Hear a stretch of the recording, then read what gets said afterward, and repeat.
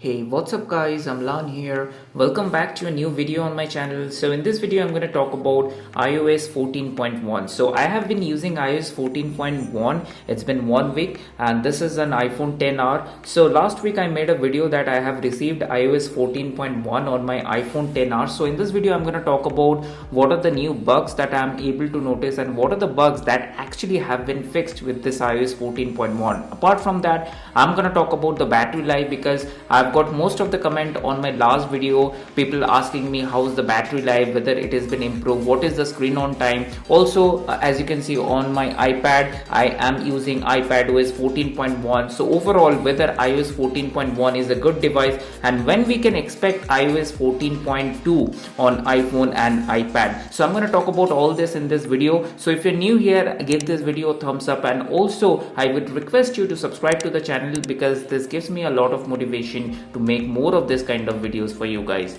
And with that being said, let's get right into the video.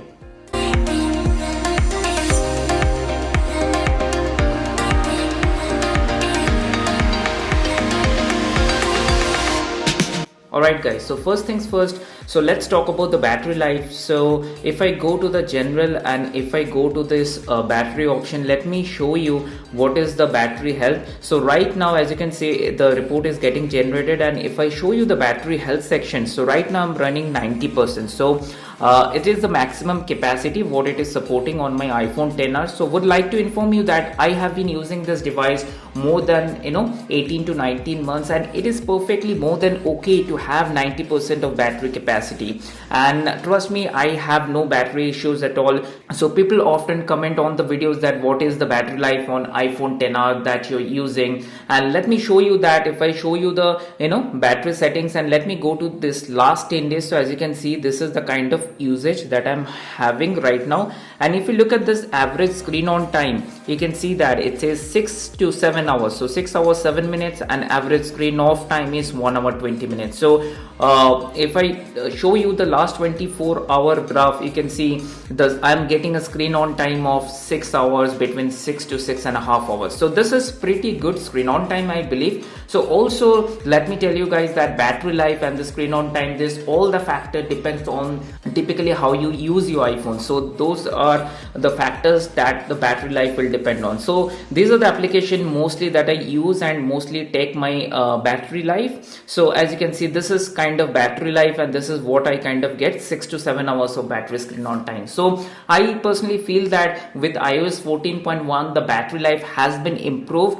what we were previously getting on iOS 14.0.1. So people who were skeptical about whether to update to iOS official 14.1 or not, I can say that pretty much the battery issue have been resolved, and I'm pretty much happy with the battery life because this has been now a 2-year-old device and still I'm getting 6 to 7 hours of screen on time. So that's pretty great. Now talking about some of the bugs which have been fixed or which was expected to fix on iOS 14.1. So now let's talk about first the Wi-Fi connectivity issue. When we were on iOS 14.0.1, I made a separate video and talked about the different bugs that we were facing related to the connectivity issue with Wi-Fi. So as you can see right now, we are not having any Wi-Fi connectivity issue. Most of the time the Wi-Fi gets connected with my home router, but still I would say 2 to 3% of the time whether I'm not able to see the 5G band. As of now recording the video, it is connected to the 5G band, but still 5 to 10% of the time somehow when Wi-Fi is on and the router availability is there, my iPhone does not connect to Wi-Fi. So I would say that with iOS 14.1 update, the issue, the Wi-Fi connectivity issue is kind of fixed, but still it needs some improvement. Now talking about one more bug that people have commented on my previous video is that this notification, this volume up and down slider. So this is, I don't know whether some of you have been facing this issue or not. So while watching a video or while binging some TV series on Netflix, I have faced this issue a lot. So this volume slider, this slider goes up and down automatically while I'm opening the YouTube studio or working on some application or just randomly casually using my iPhone, I have seen this volume slider goes up and down automatically without even pressing the volume slider. So that's kind of like, I have personally seen that, and it is actually an issue for me now. It happens, it does not happen quite often, but it happens, 1 or 2 times in a day. So that is one issue that I would like to highlight to you. Apart from that, I have talked about the battery life, and I think so iOS 14.1 is pretty much a stable update. So if you're on iOS 14.0.1 and skeptical about whether you should update to iOS 14.1, I can tell you that iOS 14.1 is a great update, and you can definitely go ahead if your iPhone is supporting to iOS 14.1. Now talking about iOS 14.2, I personally feel that most of the bugs with iOS 14.1 has been fixed.